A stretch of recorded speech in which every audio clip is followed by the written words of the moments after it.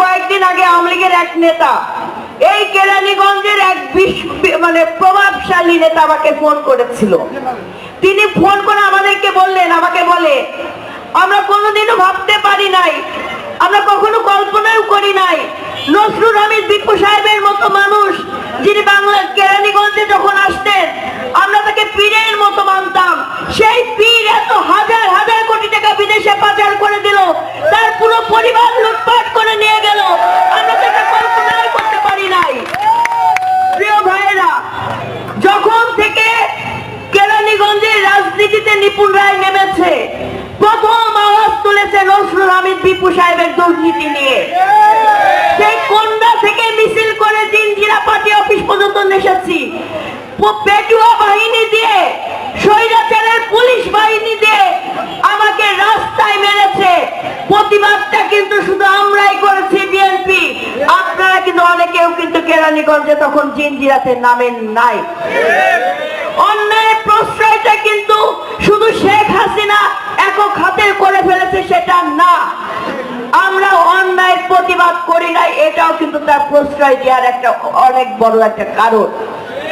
আগামী দিনে এই স্বৈরাচার মুক্ত বাংলাদেশে এমন কোন অত্যাচারী, নির্যাতনকারী, নিপীড়নকারী যেন আর না নেমে আসে, যার জন্য আরো হাজার জন মানুষের যেন রক্ত দিতে না হয়। একই সাথে আইন শৃঙ্খলা বাহিনীর লোকেদেরকে আমি বলবো, প্রয়োজন হলে আমার ফেসবুকের পিছন দিকে আপনারা ঘাটাতে থাকেন। এই মডেল থানার ওসি শাহজাহান সাহেব নাম ছিল, নিজে হাতে আমার পাশের সব নেতা কর্মীদেরকে মেরেছে। শুধু আমার গায়ে লাঠিটা তুলতে পারে নাই আমি হিন্দু বলে। আমার কথা হচ্ছে, আমার গায়ে যে আমি হিন্দু এটা কি লেখা আছে কোথাও? আপনি যে মুসলিম, আপনার গায়ে লেখা আছে কোথাও?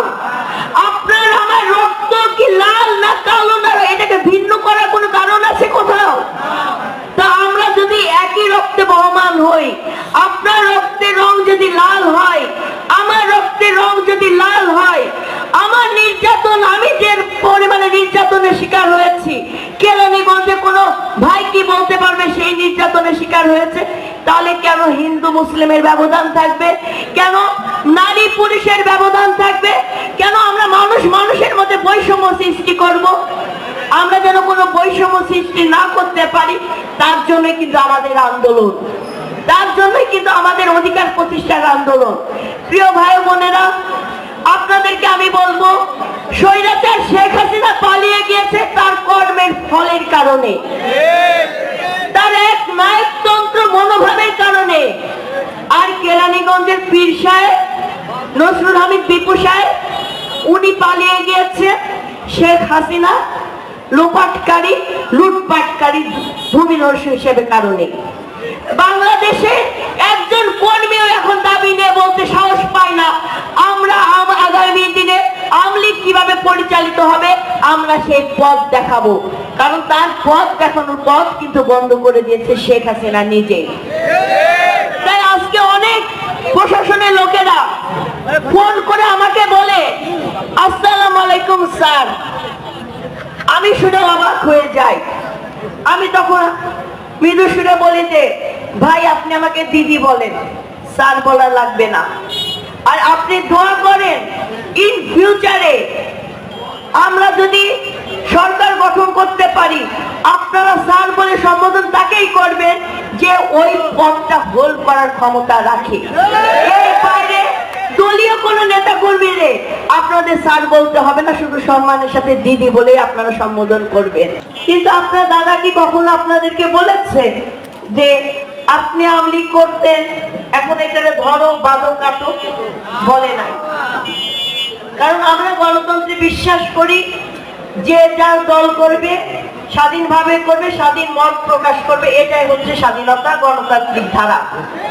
কিন্তু যখন আপনার দাদা কেরানীগঞ্জে 2018-তে ভোট চেতে আসলো, যখন চুনকুটিয়া রাস্তায় তাকে রক্তাক্ত করা হলো, তখন কি আপনারা কি আওয়াজ তুলেছেন যে উনি ভোট চাবে, উনার ভোট উনি চাবে, আমরা কাদেরকে ভোট দেব সেটা আমাদের অধিকার। আপনারা ওনাকে রক্তাক্ত করতে পারেন না।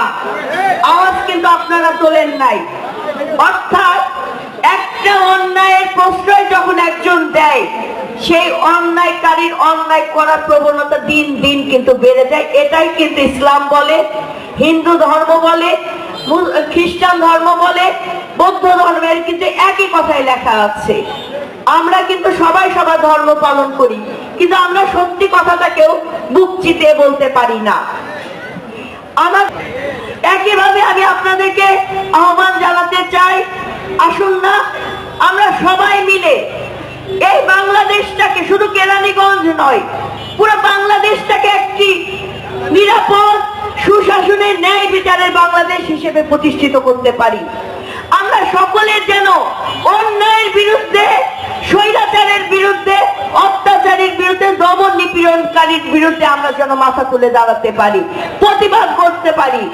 এখনো যদি কোন বিএনপি নেতা আপনাদেরকে চোখ রাঙাতে যায়, ভয় দেখাতে চায়, আপনাদেরকে আমি অনুরোধ করব, একদম বুক চিতিয়ে ওই অন্যায়কারীকে ধরবেন, বাঁধবেন, থানায় পৌঁছে দেবেন।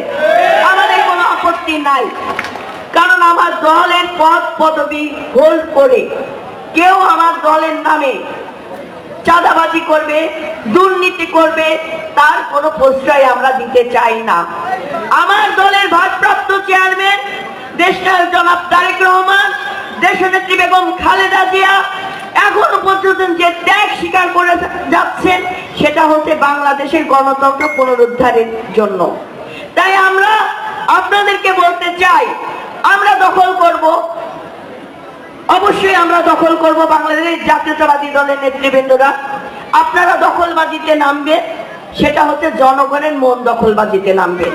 এর বাইরে কোনো দখলবাজিতে আপনারা নামতে যাবেন না। আমরা প্রত্যেকটি মানুষের হৃদয়ে হৃদয়ে আমাদের ছবিটা গেঁথে থাকুক, আমাদের নাম মানুষের মুখে একবার থাকুক। একবার মানুষ বলুক যে বাবু ঈশ্বরচন্দ্র রায়ের এই কর্মের কারণে কেরানীগঞ্জের এই উন্নয়ন হয়েছে, কেরানীগঞ্জের এই পরিবর্তন হয়েছে, যেটা নজরুল হামিদ বিপু সাহেবরা দীর্ঘ 17 বছর যাবত করতে পারেন নাই। আপনারা এমন উদাহরণ সৃষ্টি করে যে কেরানীগঞ্জের অলিতে গলিতে নেতা কর্মীর মধ্যে, সাধারণ জনগণের মধ্যে এমন আস্থা সৃষ্টি করেন, যেটা বিগত 17 বছর ধরে আওয়ামী লীগ করতে পারে নাই। অর্থাৎ মানুষ চাই পরিবর্তন, মানুষ চাই নতুন কিছু আসুক, যেটা আমরা মন থেকে এতদিন বলতে পারি না, সেটা যেন আমরা খোলা মনে বলতে পারি। আমি কেরানীগঞ্জের জেলাবাসীদেরকে বলবো, শ্রদ্ধেয় যারা আপনারা সবাই আমার অনেক সিনিয়র, আমি আপনার কারণ সন্তান তুল্য, কারণ মেয়ের তুল্য, কিংবা ছোট বোনের সমতুল্য। আমি আপনাদেরকে বল, যদি আমারও কোনো অন্যায় থাকে, আপনি আমার চোখে আঙুল দিয়ে দেখিয়ে দেবেন, আমার কাছে এসে বলবেন